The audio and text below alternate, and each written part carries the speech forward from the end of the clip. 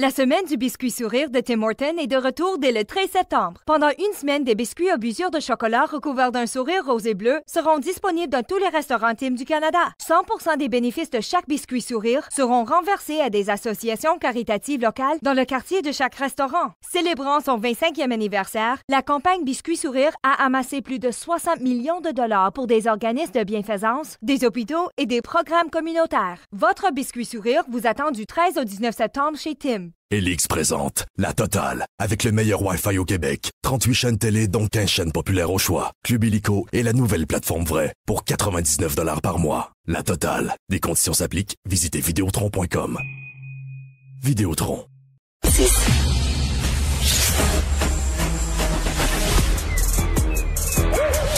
Mathieu Bock-Côté. Il représente un segment très important de l'opinion publique. Richard Martineau. Tu vis sur quelle planète? La rencontre. Je regarde ça et là, je me dis, mais c'est de la comédie. C'est hallucinant. La rencontre. Bock-Côté, Martineau. Alors, Mathieu, j'espère que tu as appelé ta douce pour lui dire de brûler tout de suite tous les Lucky Luke, les Tintins, les Astérix de ta bibliothèque. Et les Alix, et plusieurs autres, et Torgal, et pourquoi pas les tuniques bleues. Hein, on va oublier personne. Ben oui. Alors non, c'est quand même une nouvelle tout à fait, à la fois étonnante et banale.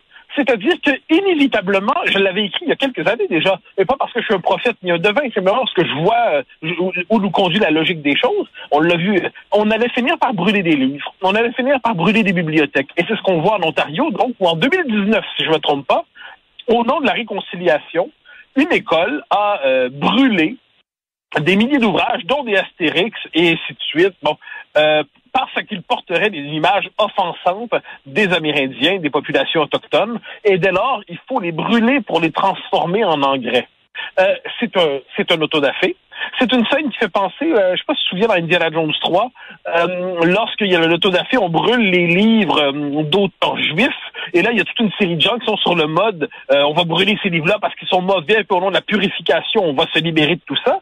Mais c'est simplement que là, on décide de purifier au nom d'une autre cause, mais c'est la même logique destructrice, c'est la même logique totalitaire, c'est la même logique de destruction de la culture, portée non pas, faut le rappeler, par les Autochtones en général, mais par des activistes fous, des activistes enragés. Je note que la dame qui porte ce projet-là est, si je ne me trompe pas, liée formellement au Parti libéral du Canada. Oui. Et à ce que j'en comprends, Justin Trudeau refuse de condamner en tant que tel. Donc, on est véritablement dans une logique totalitaire là-dessus, de destruction de la culture. Qu'est-ce qui distingue ces gens-là fondamentalement des talibans qui ont décidé de détruire les Bouddhas de Bamiyan sur le plan du rapport aux œuvres, à la culture? Je dis pas sur le plan de la violence physique, là, on s'entend, mais sur le plan symbolique et culturel, qu'est-ce qui distingue ces gens-là de tous ceux qui détruisent la culture, détruisent les musées, détruisent des livres parce qu'ils décident de chasser du monde les images qu'ils n'aiment pas? C'est complètement ridicule. Elle est conseillère de Justin Trudeau et elle dit que ils ont même, sorti de la bibliothèque des livres sur les Autochtones qui ont été écrits par les non-autochtones sous prétexte que seulement les Autochtones peuvent parler de l'histoire autochtone, ce qui est d'un ridicule consommé. On est rendu dans le moment totalitaire du régime diversitaire. Ça, j'ai eu l'occasion d'en parler dans mon dernier livre. C'est simplement, mais c'est que rien de tout ça est étonnant. C'est ça qui est embêtant. Quand on détruit les statues, inévitablement, on en arrive au moment où il faut détruire, puis on décide de censurer les films. On retrouve cette tradition horrible de l'humanité qui consiste à dire nous brûlerons les livres qui portent une image déplaisante de notre société, de certains thèmes, de nos dieux, de certaines cultures et ainsi de suite. Et là, la question c'est comment, à partir de quel moment on s'arrête là-dedans. Quand on commence à brûler, la tentation de tout brûler devient forte. Et la paralysie mentale de nos sociétés, qui sont incapables de condamner ça fièrement, surtout nos élites politiques. Alors moi, je pense qu'aujourd'hui, il y a un thème qui devrait s'imposer dans la campagne électorale, c'est qu'il faut que Justin Trudeau, il faut que Erin O'Toole et François Blanchet et Jack Meeting dénoncent ça, mais violemment, dénoncent ça clairement, brutalement, en disant que c'est un geste absolument inacceptable, que rien ne saurait justifier cette destruction des œuvres. S'ils ne le font pas, ils sont tout simplement indignes de la fonction qu'ils veulent occuper. Tout à fait. Tu parlais de statue au Mexique. On a déboulonné une statue de Christophe Colomb pour la remplacer par celle d'une femme indigène. Là encore, ça surprend pas vraiment. Non, bien sûr que non, mais ça fait un bon moment qu'on a décidé de faire sauter Christophe Colomb, qui était autrefois qu'on a vu comme un navigateur exceptionnel, qui a découvert l'Amérique d'un point de vue européen, Et là, on le reprend aujourd'hui. Là, ça devient la figure inaugurale de la modernité génocidaire. Et plus encore, et exterminatrice. Et plus encore, c'est que la logique décoloniale appliquée aux Amériques, c'est que finalement, il y a une forme d'illégitimité de la présence européenne en Amérique. Donc, dès lors, il faut frapper la figure première de cette présence en Amérique. Il faut frapper celui qui était associé à la découverte de l'Amérique, à l'expansion européenne en Amérique. Résultat, c'est Christophe Colomb qu'on décide de sacrifier. Ce n'est pas surprenant, soit dit en passant, parce qu'aux États-Unis, il y a eu plusieurs villes, régions, où la fête, la célébration de Christophe Colomb, le Columbus Day, avait été remplacée par d'autres fêtes dans cet esprit. Ça s'applique au Mexique, puis ça va s'appliquer un peu partout. Un jour, tôt ou tard, viendra, dans notre gauche woke, un appel à faire tomber la rue Christophe Colomb à Montréal. C'est inévitable, et je me désole, je le redis, qu'on soit pas capable mentalement de se défendre devant une telle agression. Mais Mathieu, je me fais l'avocat du diable. T'es un nationaliste, t'es un souverainiste. Imagine-toi si on érigeait une statue, là, je te parle même pas là, à l'effigie de Mordecai Richler. Là, déjà, ça te mettrait en beau maudit. Mais si on érigeait une statue à l'effigie d'un politicien qui a réduit les francophones en esclaves, parce que c'est ce qu'il a fait, Christophe Colomb, tu serais le premier à dire, ça n'a pas de bon sens, déboulonnons cette statue-là. Premièrement, réduire Christophe Colomb à ça, comme certains le disent, c'est terriblement réducteur. Pour ne pas dire, c'est une forme d'injustice historique. C'est une inexactitude historique de le réduire à ça.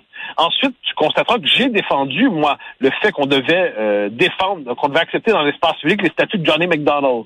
Je n'aime pas beaucoup Johnny McDonald. J'ai pas de tendresse envers lui. On sait ce qu'il a fait à Louis Riel, on sait ce qu'il a fait aux Métis, on sait la politique de McDonald, on sait ce qu'il pensait des Canadiens français. Moi, je veux pas qu'on déboulonne la statue de McDonald. J'aime pas McDonald, je sens pas le besoin de me recueillir devant sa statue, mais je ne suis pas de ceux qui participent à ce nouvel iconoclasme. J'ai pas envie de raser de l'espace public tout ce qui me déplaît d'une manière ou de l'autre.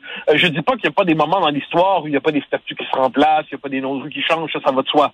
Mais dans le mouvement auquel on assiste en ce moment, ce n'est pas un mouvement éclairé, rationnel, c'est pas un mouvement modéré dans le bon sens du terme, c'est un mouvement où il s'agit simplement d'effacer, d'éradiquer la trace de l'Européen en Amérique, la trace des sociétés européennes en Amérique. Et en dernière instance, c'est le procès de notre légitimité comme société. Tu me permettras de ne pas m'y rallier. Et là, donc, c'est une femme indigène qu'on a mis. C'est quoi? Est-ce qu'elle est connue ou pas connue? C'est un peu comme le soldat inconnu. Là. Elle représente en fait l'ensemble des femmes indigènes, c'est ça? Mais c'est la logique finalement de l'Amérique précolombienne qui prendrait sa revanche sur l'Amérique d'après 1492. Mais on aura compris que Colomb là-dessus, Christophe Colomb, ce n'est qu'une étape. Ensuite, il y aura tôt ou tard Jacques Cartier, il y aura Samuel de Champlain. Il faut pas se tromper. Quand on rentre dans cette logique-là, on n'arrête plus ensuite. C'est pour reprendre la formule d'André Laurando que j'aime citer, la bêtise rendue un tel sommeil est inattaquable. Et on est un peu dans cette logique-là. Donc on va faire tomber des statues. On va faire tomber des livres, on va brûler des livres, on les brûle déjà et on va en brûler d'autres.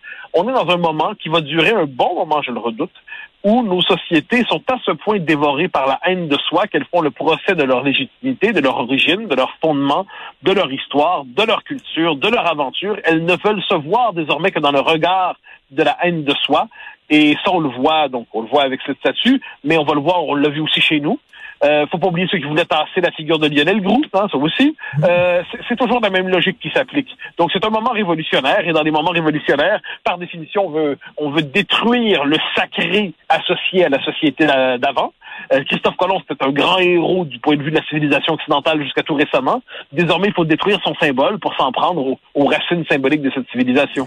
À chaque fois, là, je reviens au livre, entre autres, qu'on a enlevé des bibliothèques, là, les Lucky Luke et tout ça. Je suis rendu maintenant, je suis un prêche de la politique du pire. C'est-à-dire que je suis content que ça arrive, ces genres de choses-là, parce que et j'espère qu'on va brûler encore d'autres livres pour que les gens se rendent compte que ça n'a pas de maudit bon sens. À un moment donné, le balancier va aller tellement dans le ridicule et dans le grotesque qu'il va avoir soudainement un ras-le-bol général. Là.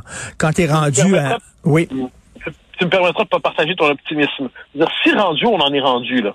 On est quand même rendu dans une société où, sur le fond des choses, j'aime le rappeler, affirmer que l'homme et la femme existent, ils sont inscrits à la fois dans la nature, on pourrait dire, la nature psychique et la nature biologique de l'être humain, et que le masculin et le féminin ne sont pas, ce sont des catégories fondatrices de l'humanité. Eh bien, alors, dire ça, désormais, c'est une outrance réactionnaire et transphobe.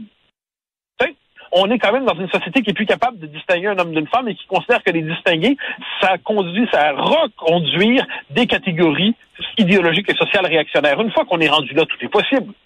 Je veux dire, on disait autrefois que le Parlement britannique pouvait tout faire sauf changer un homme en femme. Ah ben ça maintenant, c'est possible. Aujourd'hui, on l'a fait. Donc, moi, je le redis, c'est pas la question de s'ouvrir ou non à l'expérience des uns et des autres. C'est de savoir si, comme société, on est capable d'avoir quelques repères de base. Alors, manifestement, le rappel de ces repères passe aujourd'hui pour une provocation et pour une manifestation d'insensibilité. Donc, ça va aller encore très loin. Et manifestement, je pense qu'on se défendra pas pendant encore un bon moment.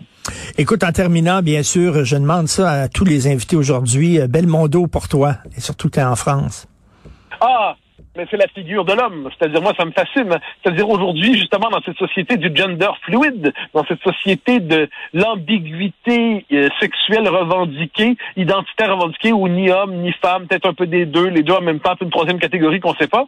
Alors, non. Là, on est avec l'incarnation d'un certain type de virilité et là, c'est fascinant parce qu'on a la nostalgie de ça. On sait que ça représente un type d'humanité désirable et au même moment, notre société se construit sur le procès de cette représentation du masculin. C'est assez fascinant comme figure quand même. C'était par ailleurs un acteur formidable qui nous rappelait la dignité de la culture populaire. Mais je pense que c'est aussi une image du masculin qui mérite d'être défendue. Et une certaine insolence, une certaine insouciance aussi. La grande déconnade, là. Absolument. Oui, c'est une belle formule. La grande déconnade, la saine déconnade. Oui, la saine déconnade. Alors, déconnons aujourd'hui pour Jean-Paul. Merci beaucoup, Mathieu. De Tim Hortons est de retour dès le 13 septembre. Pendant une semaine, des biscuits à busure de chocolat recouverts d'un sourire rose et bleu seront disponibles dans tous les restaurants Tim du Canada. 100% des bénéfices de chaque biscuit sourire seront renversés à des associations caritatives locales dans le quartier de chaque restaurant. Célébrant son 25e anniversaire, la campagne Biscuits Sourire a amassé plus de 60 millions de dollars pour des organismes de bienfaisance, des hôpitaux et des programmes communautaires. Votre biscuit sourire vous attend du 13 au 19 septembre chez Tim. Nous avons dû tout mettre sur pause. Et toutes mes pensées se sont alors tournées vers ce moment où nous pourrions enfin nous remettre en mouvement. Faites votre retour via Rail. Cube Radio. Les rencontres de l'heure. Mathieu Bock-Côté et Richard Martineau. La rencontre Bock-Côté-Martineau. Mathieu, ça me fait sourire un peu toute cette indignation envers cette histoire de livres brûlés parce que écoute, ça fait partie de la cancel culture. Là. C'est comme si on s'étonnait là, de dire à des gens tu n'as pas le droit d'entrer dans une université, de présenter une conférence parce qu'on n'aime pas ce que tu dis. On va annuler des signatures de livres. On va interdire certains livres, certaines pièces de théâtre. Ça relève de la même affaire, c'est-à-dire que je ne veux pas débattre avec toi. Tu es le démon. Je veux t'effacer. Ah, mais t'as absolument raison. C'est simplement que je crois que là, il y a eu l'erreur de s'en prendre à Tintin et Astérix. C'est-à-dire là, quand on rejoint là, tous les débats sur le wokisme, la cancel culture, la nouvelle censure, apparemment, d'ailleurs, ceux qui s'inquiétaient de ça étaient parano. Ben là, ce que l'on voit, c'est que tout ça est très vrai, puis ça va jusqu'à mordre sur des œuvres de la culture populaire que personne ne pouvait imaginer condamner à l'autodafé. Mais moi, ça me surprend pas, comme je te dis. Mais là où j'étais un peu en colère hier, et je le suis encore aujourd'hui, c'est dans la réaction de la classe politique. On va y aller avec les 4 chefs de partis fédéraux pour voir comment ils ont réagi. Justin Trudeau commence à dire que si personnellement, il est contre le fait qu'on brûle les livres, ce n'est pas un non-autochtone, donc un blanc, entre guillemets, d'expliquer aux Autochtones comment faire la réconciliation. Autrement dit, si la réconciliation passe par le fait de brûler des livres, eh bien, on va en brûler, s'il le faut. Erin O'Toole, se croyant courageux, dit pourquoi on doit les brûler, on pourrait pas se contenter de les censurer, en gros. Il le formule autrement, mais c'est le sens de son propos. Ça me faisait penser à ce sketch de RBO où il y avait Robert Bourassa qui était bon, RBO en avait fait un personnage, donc on pourrait pas les martyriser juste à moitié, s'il vous plaît. Bon. Donc, l'espèce des conservateurs, là, on est supposé le Parti de la défense de la liberté d'expression, le parti qui s'opposait, Erin O'Toole s'était opposé à la culture woke, la cancel culture. Eh bien, ici, aplati, il a fait le tapis. Jack Meeting, ça c'est pas surprenant. Là, sa manière de répondre au débat, c'est de dire que quand il était jeune, il avait vu des images gênantes pour les Autochtones dans des livres, donc il s'est réfugié dans une espèce de théorie antiraciste qui, dans les faits, lui permettait d'esquiver le fait qu'on parlait quand même d'autodafé. Mais même Yves-François Blanchet, Yves-François Blanchette, ça lui en a pris, il fallait écouter son point de presse au complet, ça lui en a pris des contorsions, des détours puis des pirouettes avant d'en arriver à condamner. Il a commencé en disant, ouais, quand j'étais jeune, j'ai lu le Schtroumpf noir. Puis là, j'ai senti que c'était raciste. J'ai lu Tintin au Congo. J'avais pas les bons mots, mais c'était raciste. Mais là, c'est pas parce que ces œuvres-là sont racistes qu'on doit les condamner, on doit refuser de brûler les œuvres racistes. Donc, autrement dit, il doit faire tout un détour par la pénitence antiraciste, la repentance officielle anti-occidentale, qui consiste à transformer les œuvres en représentants d'une idéologie à détruire. Et après avoir fait tout ce parcours, là, il a accepté de condamner. Donc, l'ensemble de la classe politique fédérale, quoi qu'on en dise, s'est aplati devant ce geste qui relève de la terreur, qui est totalitaire, qui est un geste qui est d'une logique de taliban, en quelque sorte. Hein. C'est-à-dire, les uns détruisent des bouts d'Abamiam, les autres détruisent des livres pour les transformer en engrais. Puis à travers tout ça, il y a quand même toute une série d'intellectuels, ou à tout le moins de semi-intellectuels, de gauche revendiqués, qui disaient, ou des journalistes qui disaient, est-ce que c'est si grave que ça? Puis les Blancs, il y a un journaliste que je ne nommerai pas, mais qui a dit, les Blancs veulent à tout prix conserver leurs livres racistes. Hein, il a dit ça, c'est pas de lumière, celui-là. Donc, il y a, dans le milieu intellectuel, dans le milieu politique, il y a quand même eu soit une immense lâcheté, puis même chez ceux à qui on aurait demandé un minimum de courage, qui pense vraiment sur le fond des choses qu'en s'opposant à ces mesures débiles qui consistent à détruire des livres, à les expurger, comme les pires curés ont jamais pensé faire. Les curés, au moins, cachaient les livres à l'enfer de la bibliothèque, fallait demander la permission pour les lire, donc les lire, on les transformait pas en engrais. Bon. Eh bien là, qu'est-ce qu'on voit dans tout ça? On voit une lâcheté effrayante. Eh bien non, un homme politique, Blanchette ou O'Toole, aurait pu dire simplement là-dessus, ça n'a aucun sens, condamner sans nuance, condamner avec virulence, dire que là, on a atteint un point véritablement de folie maximale. Il n'y a pas à trouver d'excuses, de justification, tout ça. Ah ben non, même eux se sont aplatis dans tout ça. Je trouve que c'est navrant, cet épisode-là. Ça nous montre à quel point cette dame, qui soit dit en passant, permets-moi ce détail de plus, la gardienne du savoir autochtone, hein, c'est un titre apparemment, dans une commission scolaire, était finalement qui est coprésidente de la commission sur les peuples autochtones du Parti libéral du Canada, donc une militante libérale importante, qui se prétendait autochtone, ne l'est même pas finalement. Eh bien ça, c'est génial, parce que ça nous montre comment à quel point l'identité autochtone, pour certains, devient une identité refuge fantasmée. Là, mais comment cette femme-là, qui est une coucou, mais véritablement, c'est une coucou, tu as vu certainement la vidéo qu'elle a faite pour expliquer aux enfants sa démarche, mais c'est complètement hallucinant. Comment ça fait qu'elle est montée si haut, qu'elle avait l'oreille du gouvernement, qu'elle pouvait convaincre des gens dans des commissions scolaires? Voyons. Mais c'est le pouvoir de l'intimidation. C'est pour ça que je dis, je suis la vertu, et si vous m'écoutez pas, vous êtes raciste. En plus, dans un environnement mental, symbolique et moral, où globalement, le Canada en général se croit appelé non seulement à faire tout ce qui est nécessaire pour que les Autochtones vivent une vie digne, ça va de soi, mais qui est sur le mode de l'autocritique tel que c'est la fondation même du pays qui est remise en question, c'est la légitimité même du pays qui est remise en question. Eh bien là, il y a tout un créneau pour un truc qui relève à la fois du racket et de l'intimidation idéologique. C'est-à-dire, je suis spécialiste en ça, si vous embauchez pas mes services, eh bien, vous êtes des racistes. Par ailleurs, mon discours est un discours de culpabilisation. Et là, je vais vous proposer un rituel de purification pour vous dessouiller l'âme, hein, pour vous laver l'âme, pour vous nettoyer l'âme des scories de l'Occident raciste. Et qu'est-ce qu'on fait ensemble? On va brûler des livres. Des livres en français, soit dit en passant. Je dis ça comme ça. Ça veut peut-être dire quelque chose à travers cette histoire. Donc, pour moi, on est dans un moment, là, on est dans une scène d'autodafé. Il y a des scènes de films qui nous sont venues à l'esprit hier. Je pense que c'est le cas pour plusieurs d'entre nous. Indiana Jones 3, Footloose, des scènes où quand ils brûlent des livres en disant mauvais, les livres mauvais, à l'enfer, brûlons les livres. Puis l'autre, des livres juifs, brûlons les livres juifs. Mais maintenant, c'est les livres qui sont pas dans l'esprit de la réconciliation, brûlons les livres de l'anti-réconciliation dans leur esprit. Brûlons Tintin, brûlons Astérix au nom de la réconciliation. On est dans un délire, mais c'est le délire qui impose sa loi, puis impose à ce point sa loi que même quand les hommes politiques condamnent, ils condamnent à demi-mot. Mais cette histoire-là, là, c'est la pointe de l'iceberg qui est émergente, qui émerge. On va parler de ça, mais on ne parlera pas de l'iceberg au complet. Selon moi, le problème, c'est pas seulement la pointe qui sort de l'eau, c'est tout l'iceberg.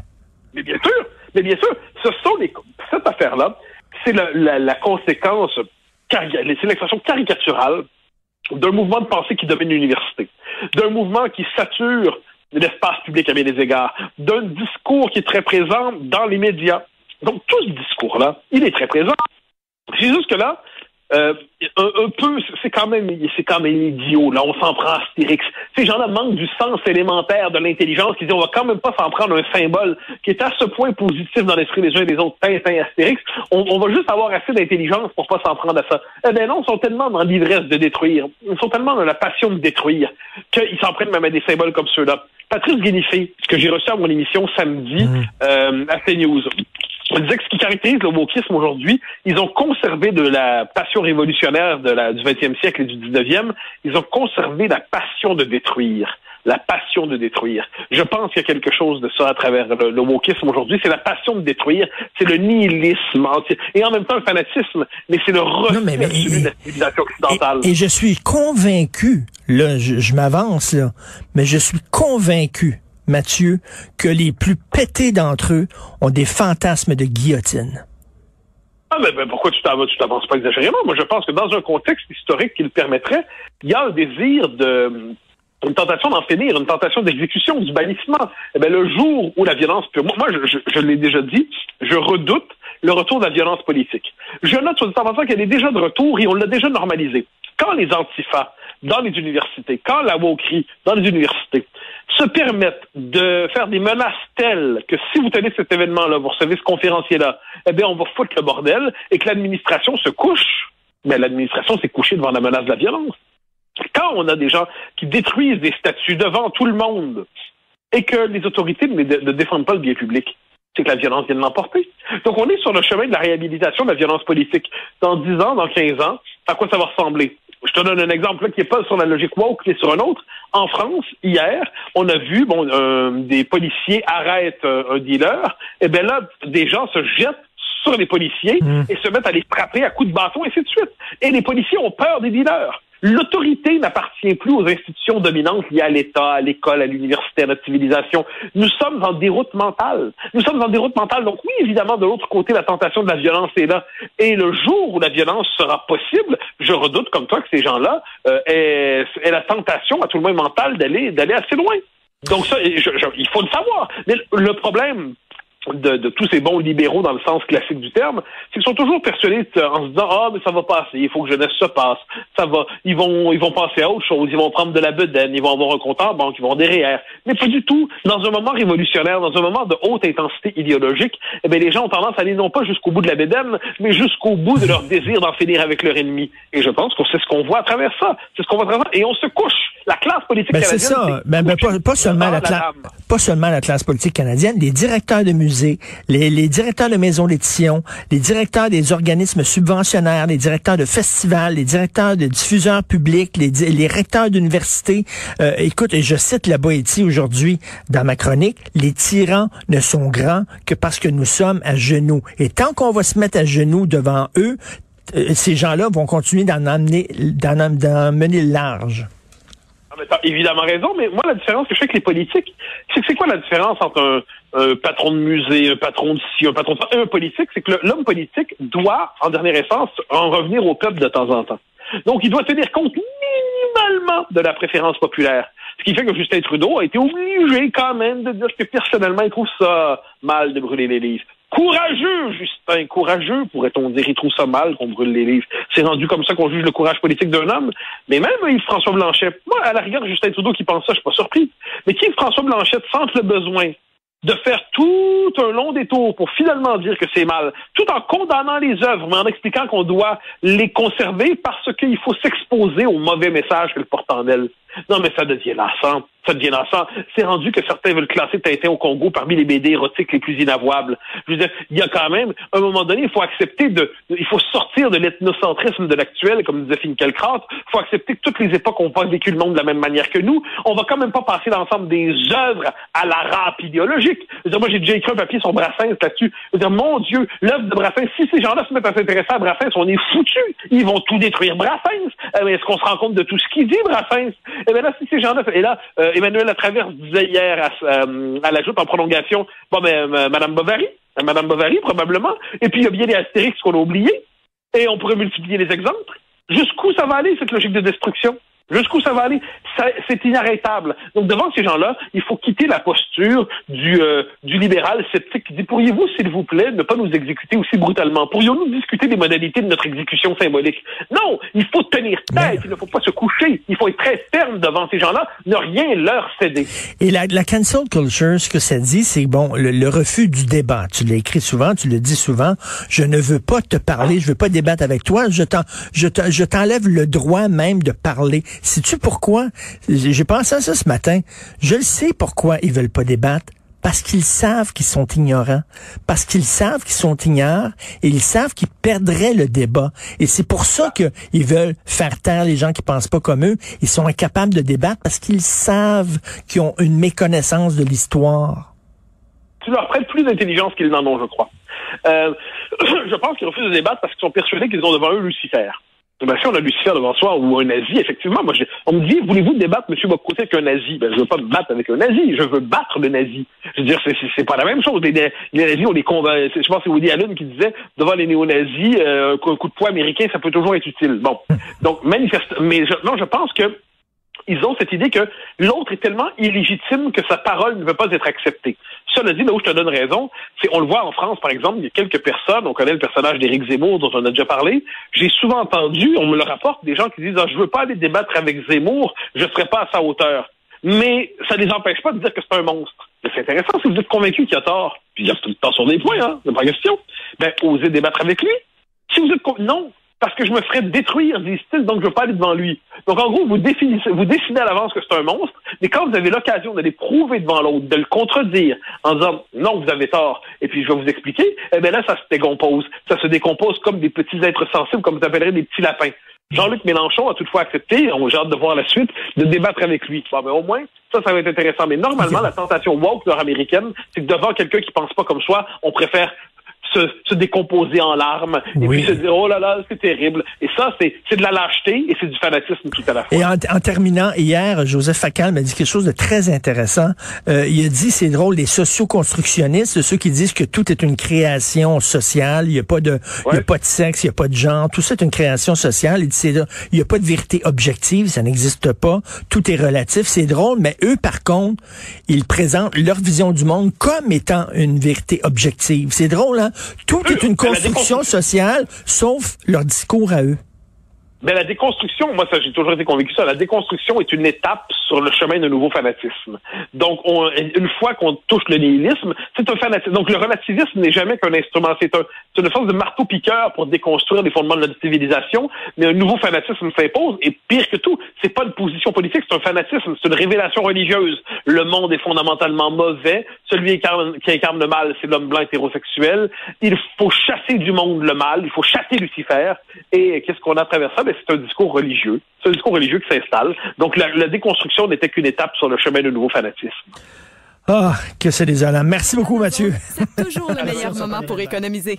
Comme quand on se réveille avec une tasse de café. Ah, c'est un bon prix. Comme quand on joue à cache-cache pour la 7e fois de la journée. C'est un bon prix. Tout en se faisant épiler à la cire. Ah, c'est un bon prix. Gagner du temps et de l'argent en faisant des achats pratiques à bas prix chez Amazon. Amazon, dépensez moins, souriez plus. Laurie a hâte de célébrer son anniversaire au resto. Elle y a pensé toute la semaine. Elle a invité ses amis. Elle a acheté une nouvelle robe. Elle s'est rendue au resto. Elle n'a pas pu rentrer dans le resto. Elle a dû ranger sa nouvelle robe. Elle n'a pas pu voir ses amis. Et elle y a pensé toute la semaine. N'attendez pas de frapper un mur. Faites-vous vacciner. Le passeport vaccinal est maintenant exigé pour fréquenter certains lieux publics. Un message du gouvernement du Québec. Cube Radio. Les rencontres de l'heure. Mathieu Bock-Côté et Richard Martineau. La rencontre Bock-Côté-Martineau. Mon cher Mathieu, on se part une religion, toi et moi. Parce que les gens croient n'importe quoi. Écoute, tu sais la bêtise que j'ai dit, là, comme quoi que je faisais partie d'un complot, Bill Gates, etc., Pierre-Olivier Zappa, qui était reptilien, des rencontres dans un bunker et tout. Écoute, je vais te lire un message. C'est pas une bêtise, j'y participe aussi. Oui, toi, t'es notre antenne en France pour contaminer les gens là-bas. Et écoute, moi, je suis le résilient de Paris. on vient de recevoir ça, là. Mais là, il y a des gens qui appellent pour savoir si c'est vrai. La fausse pandémie est à cause de Pierre-Carl Péladeau et de ses conférences avec Bill Gates. Tous les matins, ils sont en appel conférence pour pas. Et là, Richard Martineau a craqué en ondes. Il a tout rapporté parce que monsieur était pas content d'avoir juste 4 000 $ par semaine. Et écoute, les gens croient ça, Mathieu. T'as tout à fait raison. T'aurais dû demander une augmentation triple pour ne pas craquer. Là, mais qu'est-ce que ça dit, ça? Mais à bon prix, c'est du délire. C'est-à-dire que là, on est devant des gens qui sont enfermés dans un système parallèle, qui prétend avoir établi une fois pour toutes ce qui est vrai et ce qui est faux. Et dès lors, il voit dans l'humour, dans la moquerie, dans le deuxième degré, tout autant de confessions qui cherchent à se glisser à travers les cracks du système. C'est une blague. Quand moi, j'ai devant une telle expression de la bêtise, moi, j'ai simplement envie d'en rajouter. C'est pour ça que je te dis, il faut, quand quelqu'un est prêt à embarquer là-dedans, à ce niveau-là, quand il est prêt à embarquer dans le gag, il faut le pousser le plus loin possible. Alors, moi, devant un tel délire, franchement, j'ai simplement envie de me moquer méchamment. Et tu sais, Mathieu, là, en disant aujourd'hui, c'est pas vrai, puis tout ça, ils vont dire, il s'est fait parler par Pierre-Carl Péladeau puis par Bill Gates. Fait qu'il essaye maintenant, là, il essaie de... C'est un système parallèle, c'est un système mental parallèle. C'est-à-dire qu'à partir de là, chaque mensonge révélerait, en fait, dans leur esprit, c'est chaque mensonge révélerait une vérité.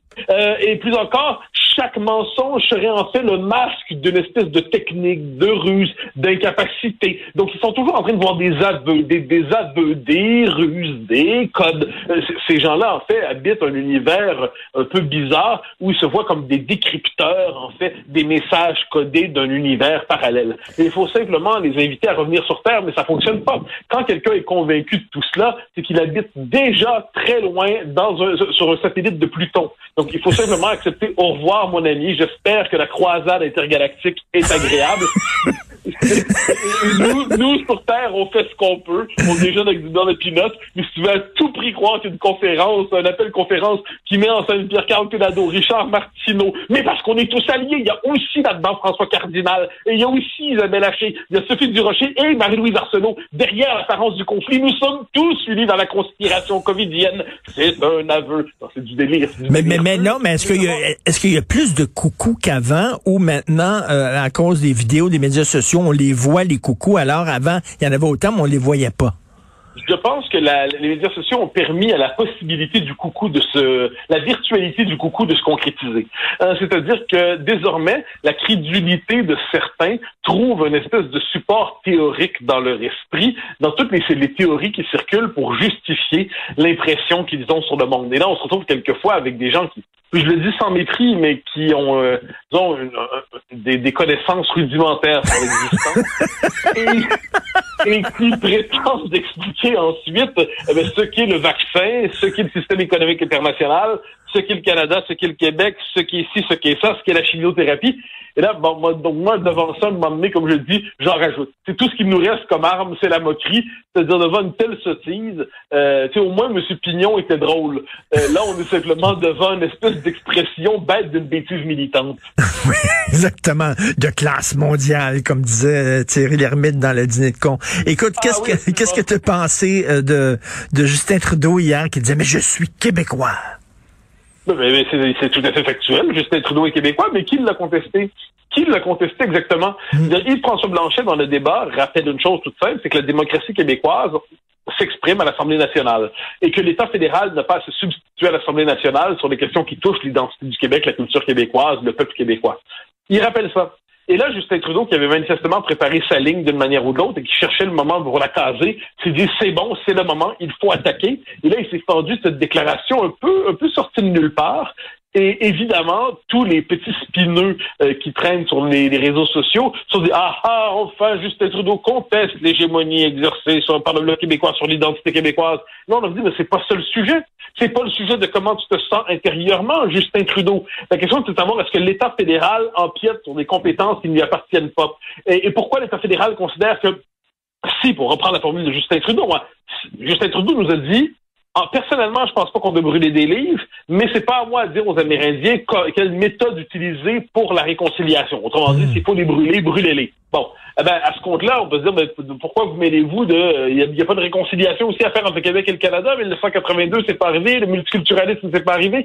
Non, là, ça s'applique pas. Donc, c'est simplement pourquoi ce 2 poids 2 mesures, quels sont les critères. Justin Trudeau cherchait le moment de faire son cirque, et la question est de savoir s'il a véritablement impressionné des gens, ou si finalement tous ont été frappés par le fait que c'est une mauvaise performance de théâtre. Et la phrase de Yves-François Blanchet, là, si on peut pas dire aux nations autochtones quoi faire, pourquoi on peut le dire à la nation québécoise? Ouch!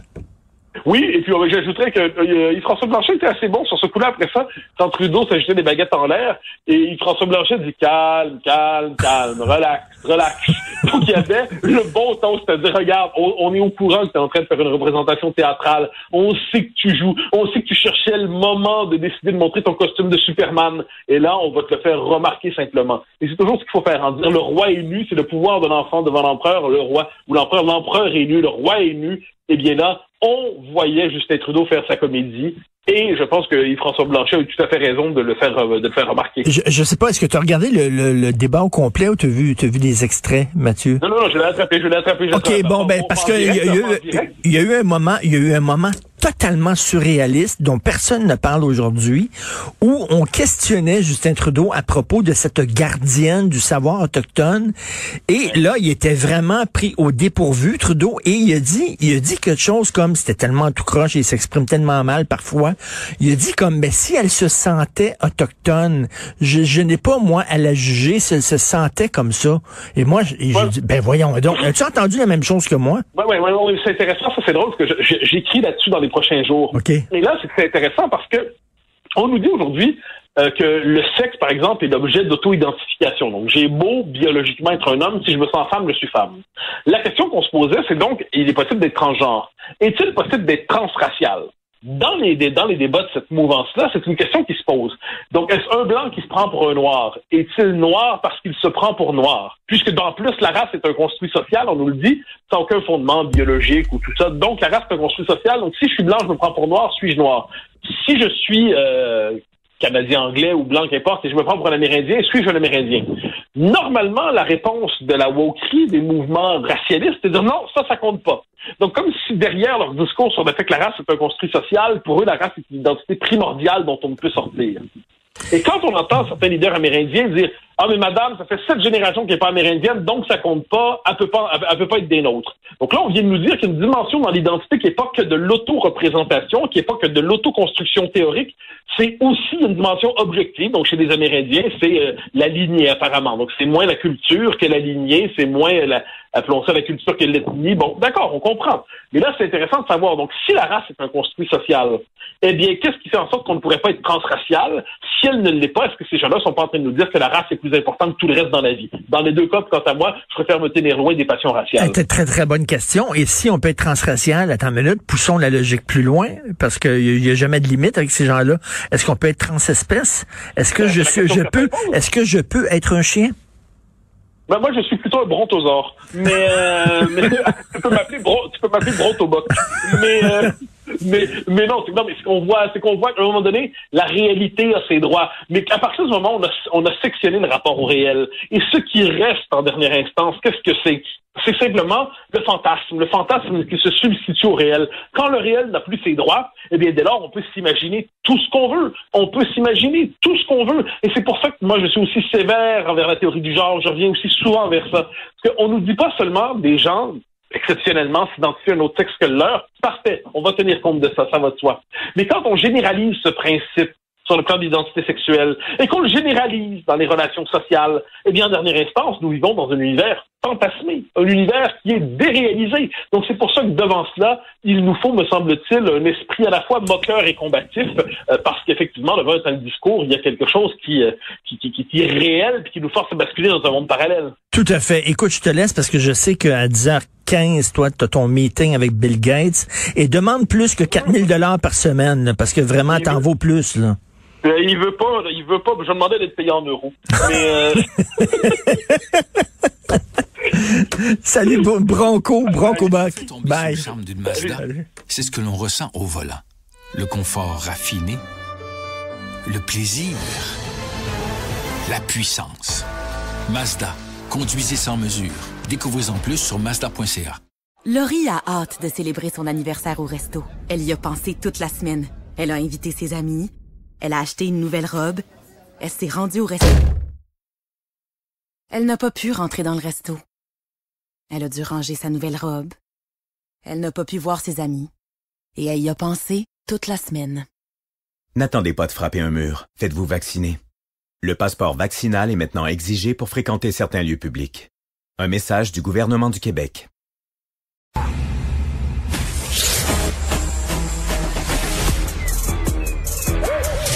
Mathieu Bock-Côté. Il représente un segment très important de l'opinion publique. Richard Martineau. Tu vis sur quelle planète? La rencontre. Je regarde ça et là, je me dis, mais c'est de la comédie. C'est hallucinant. La rencontre. Bock-Côté. Martineau. Alors, Mathieu, les lois 21-96 sont des lois racistes, discriminatoires. C'est même plus l'objet de débat. Maintenant, on sort ça comme ça dans un débat à saveur politique, coast to coast. C'est présenté comme une évidence. Hein. C'est-à-dire que la présentation des lois linguistiques québécoises, donc la loi qui veut renforcer la loi 101, et ensuite la loi 21, donc la Charte de la laïcité, c'est même pas se pourrait-il que cette loi soit si, ça, non. Ça va de soi. C'est du racisme, mais du racisme systémique. Et ça persécuterait les minorités, ça discriminerait envers les différentes communautés. Donc, on est devant une espèce d'affirmation décomplexée qui nous rappelle à quel point, fondamentalement, le Canada anglais n'accepte pas, non pas les lois québécoises, mais l'existence même du Québec. La seule manière de nommer la société distincte québécoise, c'est pour prétendre qu'elle est distincte dans l'abjection. Et de manière tout à fait, qu'on pourrait dire, décomplexée. Et on était devant des journalistes militants qui ne se voient pas aller. C'est ça qui est fascinant, c'est que s'ils étaient conscients d'être militants, au moins ça passerait, mais ils se voient même pas aller. Ce sont des journalistes qui, dans les faits, sont des idéologues qui étaient sur le mode du Québec bashing, et le débat d'hier, quand même la presse, quand même les fédéralistes, quand même les journalistes de Radio-Canada sont obligés de reconnaître qu'on est devant un débat qui, dans les faits, était un procès de l'existence même de la nation québécoise. On se demande de quoi les Québécois ont besoin de plus pour comprendre c'est quoi leur place dans ce pays-là. Il y a un professeur qui fait du Québec bashing, on dit, c'est son point de vue à lui, c'est pas le point de vue des Canadiens anglais, il parle pour lui-même. Après ça, c'est quelqu'un d'une commission scolaire, on dit non, il représente pas l'ensemble des Canadiens anglais, il parle pour lui-même. Après ça, c'est une chroniqueuse au Globe and Mail, non, mais à un moment donné, quand est-ce qu'on va se dire, ben là, ces gens-là, ce qu'ils disent, c'est, ils disent tout haut ce que le Canada anglais pense tout bas. Oui, puis qu'ils le pensent même pas tout bas, soyons honnêtes. Ben oui. C'est-à-dire qu'ils le pensent tout simplement, c'est simplement qu'on n'est pas... Le Québec, et ça, c'est le prix de ce que j'appelle l'indépendance imaginaire. On s'est fait croire, même si on a raté l'indépendance, on se fait croire qu'on est une société indépendante. On a nos propres débats, ça se passe à l'Assemblée nationale. Pour la politique fédérale, on regarde ça de loin. Or, dans les faits, on n'est pas indépendant. Et qu'est-ce qu'on a? C'est que le Canada continue de peser sur nous. Mais si on se tourne vers le Canada, voir ce qu'il dit de nous, on est devant un État et un peuple, en fait, faut bien le dire. Là, je généralise. On me dira, oui, je généralise, mais parce qu'il y a raison de généraliser. Parce que massivement, l'existence du Québec passe pour scandaleuse. Et quand on veut s'affirmer minimalement, ça relève du suprémacisme ethnique. Et ça, je regardais le débat, c'est parce que j'allais quand même pas manquer ça, malgré le décalage. Et ce que j'ai vu, quand même, c'est l'expression décomplexée d'une forme d'aversion qui a changé de visage avec les années. D'abord, c'était la droite conservatrice canadienne-anglaise qui considérait globalement qu'on était trop. Et puis, si on survivait autrement qu'à la manière d'une minorité folklorique et résiduelle au Québec, on était déjà agaçant. Mais là, il y a eu un transfert de la haine canadienne-anglaise contre le Québec. Elle est récupérée par la gauche woke aujourd'hui. Et c'est dans le langage de la quête de la diversité, de l'inclusion et de la lutte contre les discriminations que se mène le procès contre l'existence de la nation québécoise. Et là, il y a une instrumentalisation de la cause amérindienne avec ça. Donc, on est déchu de notre statut de peuple fondateur. Nous ne sommes plus qu'une vague migratoire parmi d'autres dans l'histoire des Amériques. Les seuls véritables fondateurs, ce qu'on appelle les Premières Nations aujourd'hui, nous sommes de trop. Il y a une instrumentalisation de la cause des minorités. Et puis, on oublie qu'à travers ça, la seule véritable minorité nationale au Canada, au sens classique du terme, je ne parle pas des premiers peuples, je ne parle pas des Premières Nations, mais qui a la possibilité de se constituer en État, la diversité, la trace de diversité du monde en Amérique du Nord, c'est en bonne partie la nation québécoise. Mais ça, c'est de trop. Donc, sous prétexte de diversité, on veut liquider la trace authentique de diversité nationale qu'est le Québec. On n'a pas à être surpris, mais on a de quoi être lassé. Moi, je remercie en tout cas Mme Sachi Coury, là, c'est elle, l'animatrice du débat d'hier, qui a lancé cette question-là, parce que comme tu le sais, Mathieu, comme plusieurs plusieurs personnes, je me pose la question, est-ce que je vote conservateur ou je vote bloc aux prochaines élections?